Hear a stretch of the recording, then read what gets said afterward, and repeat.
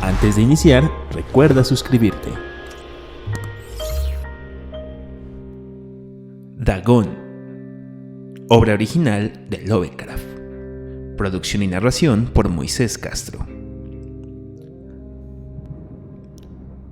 Hago estas líneas en un momento terrible y de mucha tensión mental. Al caer la noche sé que mi vida llegará a su ineludible final.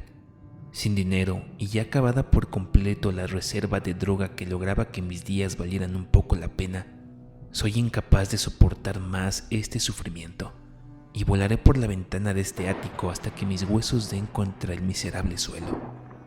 No quiero que tengáis en mente que soy un cobarde o un salvaje por mi adicción a la morfina.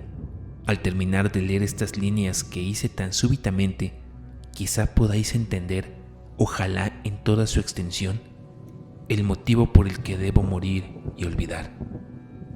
Fue en uno de los sitios más abiertos y desolados del Océano Pacífico donde la embarcación de la que yo era tripulante fue alcanzada por el cazador de barcos alemán. Por ese entonces la Gran Guerra se hallaba en sus inicios y las fuerzas marítimas del Uno aún no habían alcanzado su decadencia posterior, así que nuestro navío fue capturado según las convenciones y su tripulación tratada con la consideración y el respeto debido a cualquier prisionero de guerra. En efecto, la disciplina de nuestros captores era tan laxa que una semana más tarde logré escapar en una pequeña embarcación con provisiones y agua para varios días. Cuando al fin estaba libre y con las ataduras cortadas, no sabía mucho dónde me encontraba. No siendo un navegante experimentado, tan solo podía suponer someramente por el sol y las estrellas que estaba debajo de la línea del Ecuador. No sabía mi longitud, y no había tierra a la vista, ni costas, ni islas. El tiempo permanecía sereno y durante una innumerable cantidad de días divagué bajo el sol ardiente y sin rumbo, deseando el paso de un barco o la llegada a las playas de una tierra habitada, pero ni tierra ni barcos aparecían. Y yo empecé a perder la compostura en mi soledad, en medio de aquella inmensidad pendular de azul eterno. Todo cambió mientras aún estaba dormido. Jamás supe los detalles, ya que mi sueño, aunque intranquilo y lleno de ilusiones, fue constante. Cuando desperté, lo hice para hallarme medio hundido en una pantanosa extensión de infernal barro negro que me rodeaba en olas repetitivas hasta tan lejos como llegaba el ojo, y en el que mi embarcación se hallaba encallado a lo lejos. Si bien podría esperarse que mi primera reacción ante esa transformación asombrosa e inesperada del paisaje fuese la sorpresa, en realidad me hallaba más horrorizado que extrañado, ya que había en el aire y en el suelo podrido una atmósfera siniestra que me helaba hasta lo más profundo. La zona era un vertedero de cadáveres, de peces corrompidos, así como de otras cosas menos descriptibles que pude ver asomándome entre el fango asqueroso de aquella llanura interminable. Tal vez no debiera tratar de describir con simples palabras la terrible abominación que parecía adueñarse del silencio absoluto y la estéril inmensidad. No había absolutamente nada al alcance del oído, ni de la vista, excepto una eternidad de limo negro, y a pesar de todo, la total quietud y monotonía del paisaje me llenaban de un pánico indescriptible.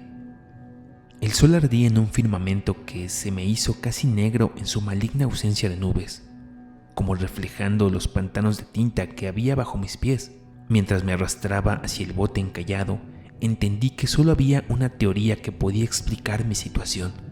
Debido a alguna catástrofe volcánica sin igual, parte del lecho marino debía haber emergido, revelando áreas que habían permanecido ocultas durante millones de años en las imposibles profundidades del océano. Tan enorme era la amplitud de esa tierra nueva alzada bajo mis pies que, por más que forzara el oído, no se oía el menor murmullo de oleaje. Tampoco se encontraba allí ninguna ave marina para alimentarse de los animales muertos. Durante varias horas permanecí pensando y reflexionando en el bote, que yacía de lado y prestaba una sombra ligera según el sol recorría el cielo. Al transcurrir el día, el suelo fue perdiendo poco a poco algo de fluidez, tornándose rápidamente lo bastante seco como para permitir viajar a través de él.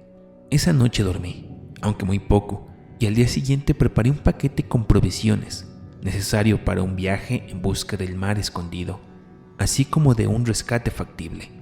Al tercer día, descubrí que el suelo estaba lo suficientemente seco como para transitar con tranquilidad. El hedor a pescado era penetrante, pero me hallaba demasiado distraído en asuntos mucho más importantes como para preocuparme por aquello. Y decidido, me puse a andar hacia una meta invisible. Durante la jornada avancé siempre hacia el oeste, guiado por un montículo lejano que sobresalía sobre los demás salientes de aquel desierto ondulado. Aquella noche hice campamento, y a la mañana siguiente todavía estaba enfilado hacia el montículo, aunque parecía solo un poco más cercano que cuando le había visto por primera vez. El cuarto día alcancé el pie del saliente al caer la tarde, que resultó ser mucho más elevado de lo que parecía a lo lejos. Tenía un valle delante que hacía aún más hondo su relieve sobre la superficie. Infinitamente cansado para subir, me dormí a la sombra del promontorio. No tengo idea del por qué mis sueños fueron tan extravagantes esa noche, pero antes de que la luna menguante maravillosamente deforme se hubiese elevado demasiado sobre la llanura del oriente, me encontraba desvelado, empapado en frío sudor, decidido a no dormir más. Las ilusiones vividas resultaban demasiado fuertes como para intentar resistirlas nuevamente, y al brillo de la luna entendí cuán idiota había sido al viajar durante el día. Sin el resplandor del sol ardiente, mi viaje hubiera sido menos agotador. De hecho, me sentí de nuevo lo suficientemente fuerte como para retomar la escalada que había descartado al atardecer. Recogiendo mis cosas, empecé a subir hacia la cima del promontorio. Ya he dicho que la monotonía eterna de la llanura ondulante producía un leve miedo en mí, pero creo que mi horror se vio acentuado cuando alcancé la cumbre del montículo y vi al otro lado un inmenso cañón o despeñadero cuyas profundas oscuridades aún no iluminaba la luna. Me sentí como en el fin del mundo, mirando al borde de un caos impenetrable de eterna oscuridad. En mi pánico me venían curiosos recuerdos del paraíso perdido y del terrible ascenso de Satán a través de lejanos territorios de tinieblas. Al elevarse más la luna, empecé a discernir que las cuestas del valle no resultaban tan rectas como había previsto. Protuberancias y afloramientos de roca formaban apoyos seguros y fáciles para el descenso, además de que a partir de unos cuantos cientos de metros la cuesta se hacía más benigna. Motivado por un impulso que me resulta difícil de explicar completamente, descendí con dificultad sobre las piedras y alcancé la más blanda ladera de abajo, hojeando aquel abismo sombrío que la luz aún no había colonizado. Sobre todo, captó mi atención un objeto gigante y en particular de la opuesta ladera, que se erguía en vertical un centenar de metros más adelante, un objeto que brillaba blancuzco gracias a los recién llegados rayos de la luna en alza. Era solamente una enorme pieza rocosa, como pronto pude comprobar, pero yo había tenido una clara noción de que su forma y ubicación no eran totalmente obra de la naturaleza. Un análisis más detallado me llenó de sensaciones indescriptibles, ya que a pesar de su gigantesco tamaño y de que se encontraba ubicado en un cañón abierto en el fondo de los océanos desde la infancia del planeta Tierra, vi más allá de cualquier duda posible que el misterioso objeto era un monolito tallado a la perfección, cuya titánica mole había conocido la mano de obra y quizá la adoración de criaturas racionales y vivas. Confuso y lleno de miedo, aunque no sin cierto estremecimiento de placer propio de un aventurero o científico, estudié los alrededores con mayor detalle. La luna, ahora cercana al cenit, resplandecía de manera misteriosa y vívida sobre los peldaños colosales que rodeaban el abismo, revelando un pequeño riachuelo de agua que fluía al fondo, desvaneciéndose en ambos sentidos y casi llegando a tocar mis pies cuando me detuve al pie de la ladera. Al otro lado del despeñadero, las minúsculas olas golpeteaban la base del gigantesco monolito, en cuya superficie pude ver entonces inscripciones talladas y relieves toscos. La escritura estaba basada en un sistema de jeroglíficos nunca antes vistos por mí.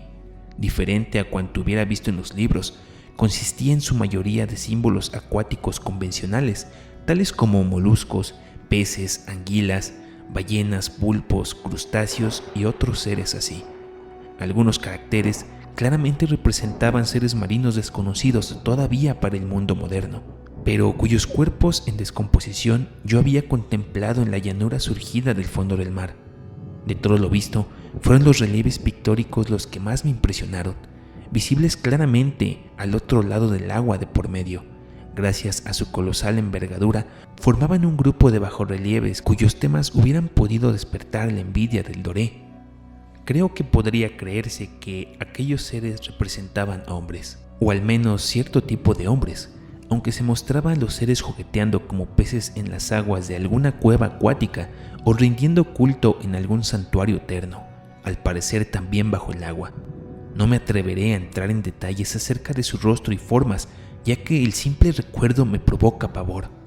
Deformes más allá de la imaginación de un Bulwer o Poe, resultaban a grandes rasgos terriblemente humanos a pesar de sus pies y manos palmeadas, labios penosamente gruesos y flácidos, ojos saltones y nublados, así como otras características aún menos felices de rememorar.